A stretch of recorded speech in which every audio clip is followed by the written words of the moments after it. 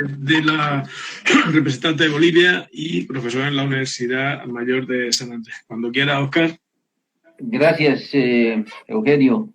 Saludarte y saludar a los colegas. No me permite compartir.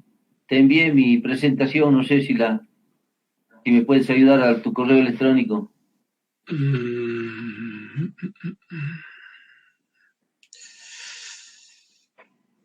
Tu pantalla no se puede compartir, me sale. Bueno, de todas maneras, hasta que... no me llega, ¿no? Espérate a ver si encuentro... No llega. ¿Cuándo me lo has mandado, Oscar? Hace una hora y media. A tu correo. Sí, creo que el problema de compartir la pantalla depende de si uno se conecte o no a través de Google Platform. Si no somos que hablado en Google Platform, no permite tal vez de compartir pantallas, por eso. No lo encuentro, Oscar. El correo. Quizás ¿Puede enviarlo ahora nuevamente? Vuelve a enviarlo ahora, Oscar. Perdón, espera, Oscar. Sí, acabo de verlo. Eso es, bueno. Vale. Vamos avanzando, entonces, saludarles. Venga, lo abro y lo comparto yo, no te preocupes. Sí. Leticia, Ángelo, Roberto, Andrea, a todos y realmente nos ha jugado una mala pasada porque este aprendizaje hubiera sido más rico. Todavía esperamos tenerlos en Bolivia a la colita de la pandemia esta. Vamos a ver. Sí. Vamos a decidir algo en las próximas reuniones. Esperamos hagamos fuerza para los que nos están viendo. Bolivia todavía tiene una oportunidad de recibir este grupo tan diverso para compartir aquí.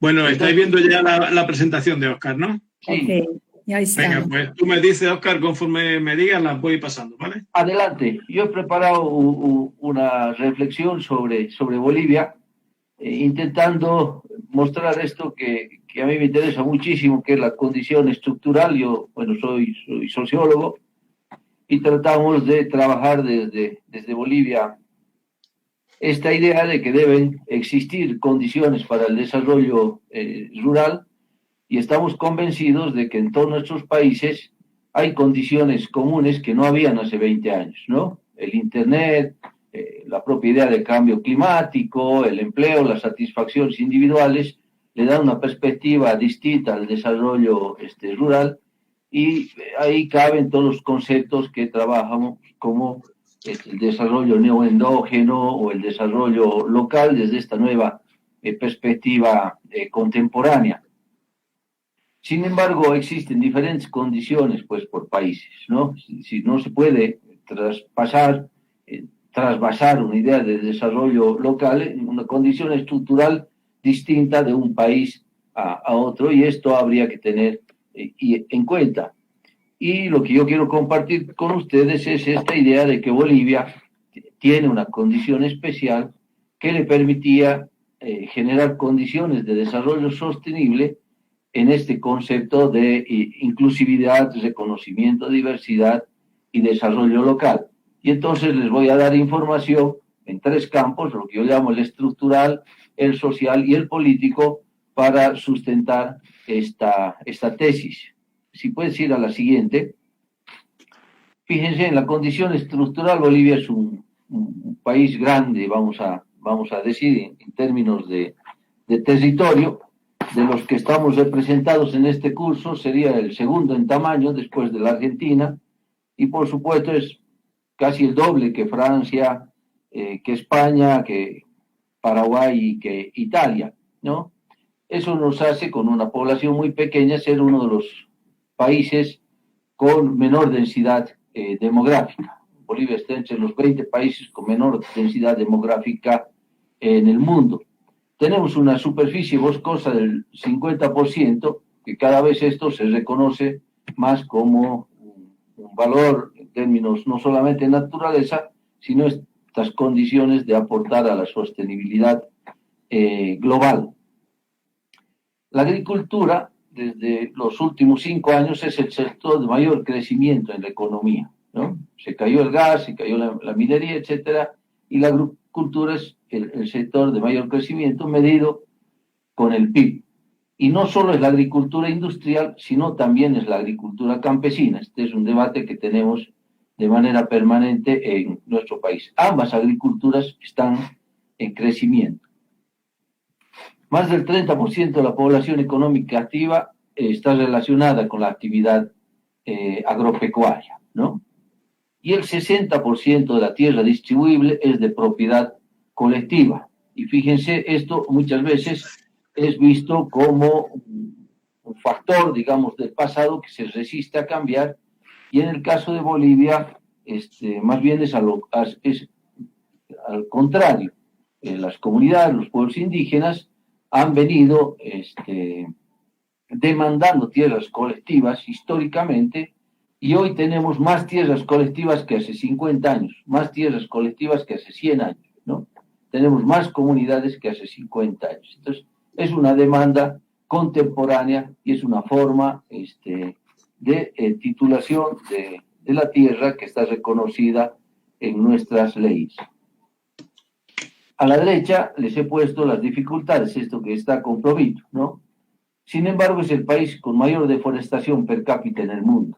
O sea, tenemos una gran riqueza, pero la estamos desperdiciando. Pertenece a una economía, a un sistema de explotación trasandino.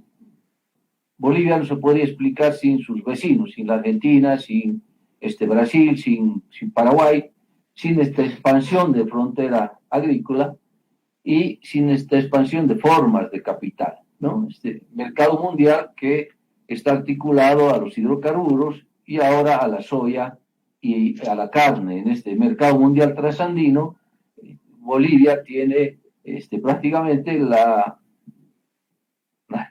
responsabilidad de alimentar con carne al mundo, ¿no? Porque nuestros suelos no dan para hacer soya como en el caso de los otros países, pero sí ganadería, y es por eso que se explica la deforestación.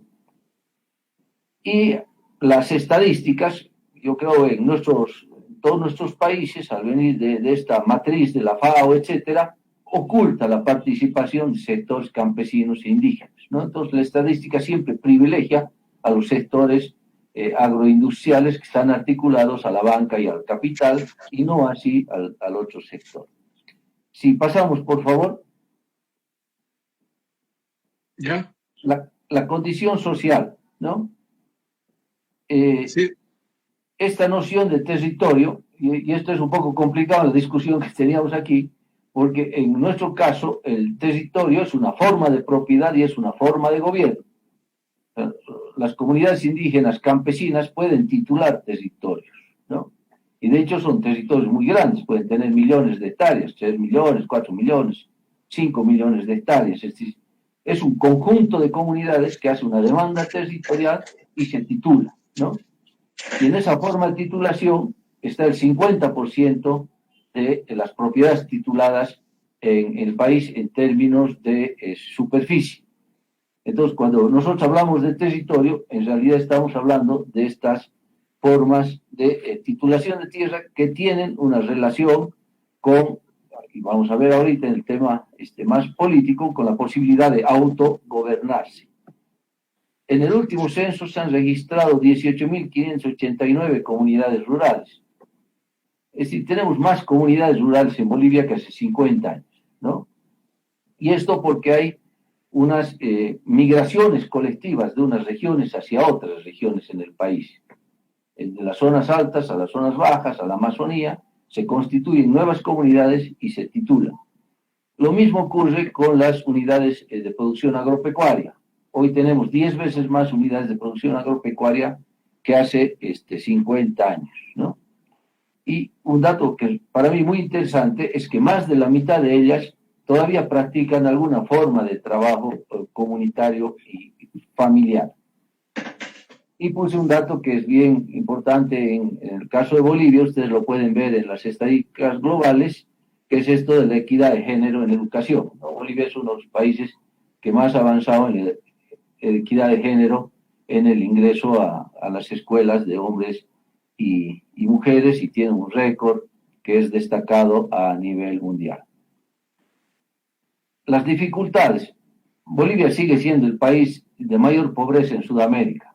Bueno, esto tendría que corregir porque acabo de ver el informe del 2020 del PNUD y efectivamente Venezuela ya está 3 puestos más atrás de Bolivia. Entonces Venezuela se ha vuelto el país más pobre de Sudamérica y Bolivia tenía el segundo lugar en América Latina, ahora está en el cuarto porque detrás está justamente Venezuela y Nicaragua. Hay un permanente obstáculo a las prácticas colectivas. O sea, si ustedes se fijan, tenemos una matriz estructural de base colectiva, la propiedad de la tierra, las comunidades, la forma de organización, etc. Sin embargo, gran parte de lo que se hace en desarrollo territorial, desarrollo humano, se hace a nivel familiar, se hace a nivel individual. Es decir, no puedes entrar a un programa de vivienda si no muestras un título individual de tu terreno, cuando no lo tienes, porque todo es prácticamente colectivo, ¿no es cierto? No puedes pagar un impuesto como grupo social, tienes que individualizar la producción, etc. Entonces hay un conjunto de obstáculos permanentes, históricos, a esto que en gran parte, digamos, de la cultura del desarrollo se entiende como una desviación o un retraso, ¿no? Lo que es lo colectivo. Y al final el servicio de educación, de salud, es completamente descontextualizado a los medios rurales, ecológicos y culturales, algo que pasa en gran parte de nuestros países, ¿no? En este momento está inundada gran parte de nuestra región amazónica y se inicia el año escolar, cuando el año escolar se podría modificar en su calendario para algunas regiones para no coincidir, por ejemplo, con las inundaciones. Entonces, hay ciertas ideas, ciertos parámetros nacionales que evidentemente se están volviendo un freno al desarrollo de estos territorios. Si pasas a la siguiente, por favor. Y aquí doy algunas consideraciones más de tipo de gobierno, de democracia, ¿no? La Constitución Política de Bolivia incorpora un capítulo especial sobre desarrollo rural. No se olviden que dentro de ser un país pobre, la pobreza está radicada en los medios rurales. Incorpora formas de representación propia, es decir, no solo tenemos estas alternativas de departamento, municipio, etcétera, sino también hay unas formas alternativas que los pueblos indígenas pueden autogobernarse y pueden incluso determinar formas de justicia propia dentro de sus territorios, y varios de los territorios indígenas están yendo a estas formas alternativas. Se regula la propiedad de la tierra, ¿no? Y esto para mí es bien importante poner en discusión con los colegas que estamos en la mesa, porque muchas veces yo he comprendido que en el caso de Europa, por ejemplo, el tema de la propiedad de la tierra y cómo se lo maneja es un obstáculo para el retorno al campo, ¿no? Puede ser tan cara la tierra que es casi imposible que un joven pueda adquirirla. En el caso de Bolivia, al ser colectiva, hay otro tipo de mecanismos que están fuera del mercado, y de hecho la tierra está fuera del mercado en Bolivia. No puede ser hipotecada la tierra que está en manos de campesinos, indígenas, pequeños productores, etcétera, ¿no? Sale del mercado. Y considera la propia Constitución que la desigualdad entre las personas es un acto de injusticia, ¿no? Injusticia entre sectores económicos, y por tanto debe haber mecanismos de compensación. Tenemos un sistema público y obligatorio de planificación territorial, sin embargo, no funciona, digamos, ni plenamente, porque tenemos, y ya paso a las dificultades, una muy escasa disponibilidad de datos. Yo no sé cómo es en los países vecinos, pero en nuestro caso, francamente, este tipo de planes territoriales se contrata a un consultor que hace copy-paste de otros municipios, de otros departamentos, y todos terminan teniendo alguna vocación turística, una vocación, etcétera, etcétera, ¿no? Entonces, esto es para un poco contextualizar la discusión. La compañera Elizabeth en el trabajo de grupos va a trabajar un territorio en concreto del altiplano con la producción de quinoa, donde es propiedad comunitaria, etcétera, y ahí los estudiantes, quienes quieran acompañar, van a poder mirar más en detalle. Si puedes pasar, por favor, Eugenio. Bueno, y quiero terminar con esta imagen. Nosotros hace ya como 5 años venimos sistematizando casos, cada puntito es un caso en Sudamérica, de retorno al campo.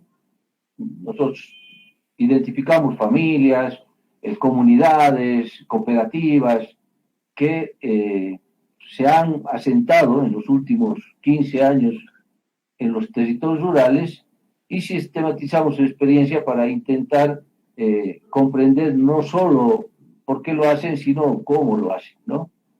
Y aquí ya tenemos algunas conclusiones que son bien importantes. A veces hemos olvidado, por ejemplo, la categoría de matrimonio, de pareja en la sociología, ¿no? Y muchas veces pensamos que la gente se torna al campo, al lugar que ha nacido. En casi todos los casos sistematizados esto no es así, ¿no? La gente se mueve mucho. En la mayoría de los casos que tenemos, la tierra colectiva y las decisiones colectivas son imprescindibles, pero sobre todo el liderazgo de las mujeres. Y esto es muy interesante de seguir profundizando. En el capítulo de Bolivia de estos cursos, que es el siguiente, la invitación es intentar profundizar estas características multiétnicas, multiculturales de estos territorios, ¿no? Que yo creo que cada vez son más dinámicas, sobre todo no solo por el origen de las personas, sino también por el uso de las redes sociales. Y eso puede ser una ventaja, incorporarlo a este concepto que hoy estamos trabajando de otras formas alternativas de desarrollo, ¿no? Yo soy convencido de que algunas de las categorías ya están desactualizadas, como la propia categoría a veces de lo rural, porque la gente no solo vive en un lugar. En el caso de Bolivia hablamos de doble o triple residencia.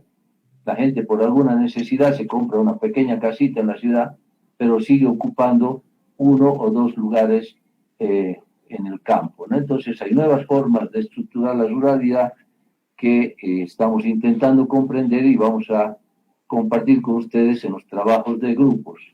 Muchas gracias, Eugenio, colegas. Bien, muchísimas gracias. Muchísimas gracias, Oscar. Bueno, pues damos paso a nuestro compañero paraguayo.